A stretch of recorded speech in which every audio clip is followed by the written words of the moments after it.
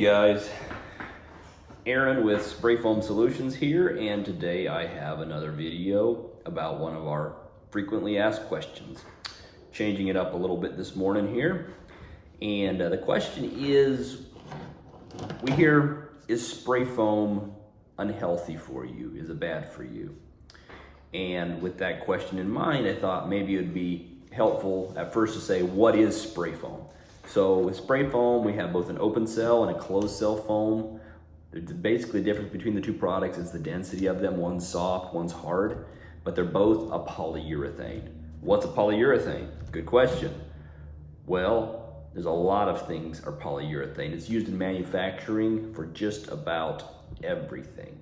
So for example, I got some markers here I've been drawing with. Polyurethane. Table we're sitting here filming this video at, polyurethane.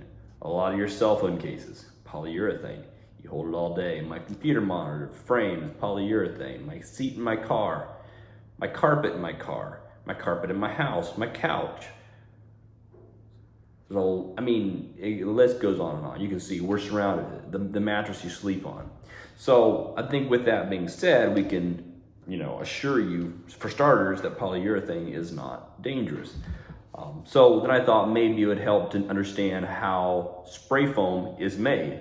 So when we're in the field, technically we are manufacturing spray foam. We are classified as a manufacturer because we are manufacturing a solid plastic. That is what spray foam is. So here's a drawing. Here is our product. It comes in barrels. We got an A and we have a B. They're pumped over here to a machine called a proportioner. You can see the A goes on the one side, B goes on the other side. They comes out and they come together into one hose and go to where we're spraying. Here's a crude drawing of what we're doing there. You can see we have a red hose and a blue. I have the red and the blue to differentiate the different, the A and the B. They come into the gun, and then here's a little diagram of what they actually do in the gun.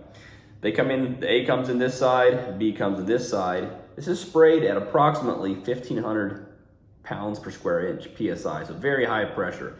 It atomizes, mixes them together. As they come out, it sprays right onto the wall and creates an instant reaction where it starts growing and causes that chemical reaction that makes spray foam. Now, in that initial 15 seconds, when it's sprayed on the wall, it's liquid still, turning to foam, turning to cream, there's a chemical reaction between the two products. We call it A, our iso, and the B, our poly resin. They hit, and there's a catalyst added to make it grow, and that off gases. It makes a of steam in the air. That is why we wear PPE when spraying the products, because the A side of the product is a sensitizer and will build up in your system over time and cause health issues. But the off-gassing actually happens in the first,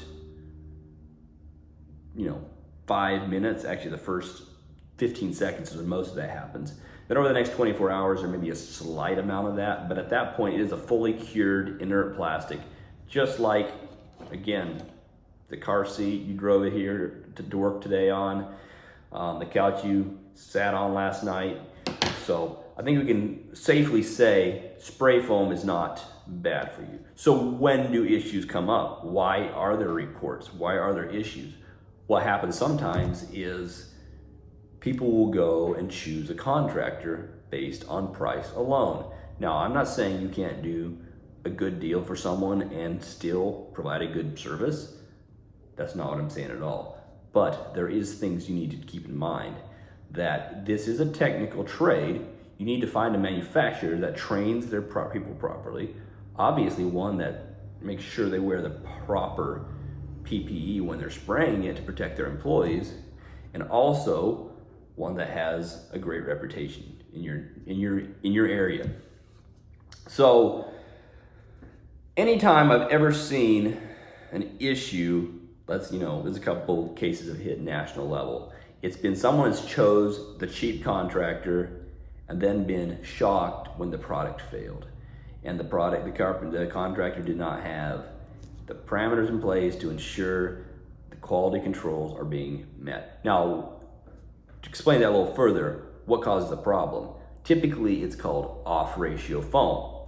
As you see in this drawing, we got A, we got B coming in 1-to-1 ratio. It needs to be the same.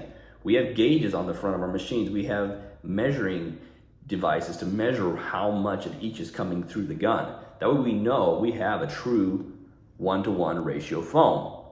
Now, say for example, we have a little bit of a restriction on this side here, and this side's full flow. All of a sudden we have way more B than A. We're gonna have something that's a gooey foam that never sets up properly. Now you have chemical in your wall. It's gonna be there oozing forever.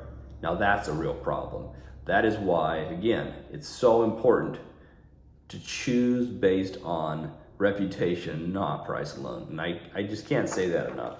I've seen too many disasters from people choosing the cheap. And this is not just in spray foam, guys. You guys know that as well. In any trade, you get what you pay for. You don't buy a snap-on tool from Harbor Freight.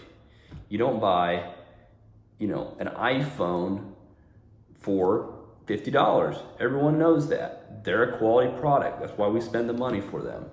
So, and actually at the end of the day, when you use spray foam in your home, you seal your walls, it's sealed tight.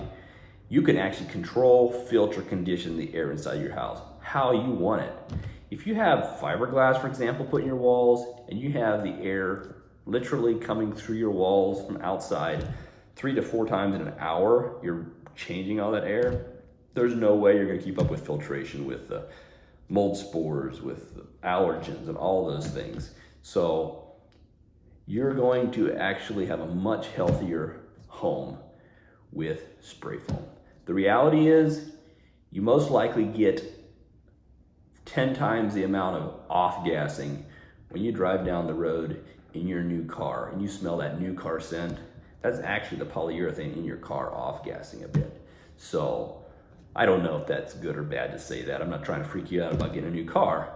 I guess the point is, I think spray foam is a great product, and I believe it's the future of insulation. And I hope you like this video. If it taught you anything, give it a thumbs up. If you like, give it a thumbs up. And we will be back with more videos. And please give us a subscription. That would really help us boost this page and help us get this information in the hands of more people. Thanks a lot and have a great day.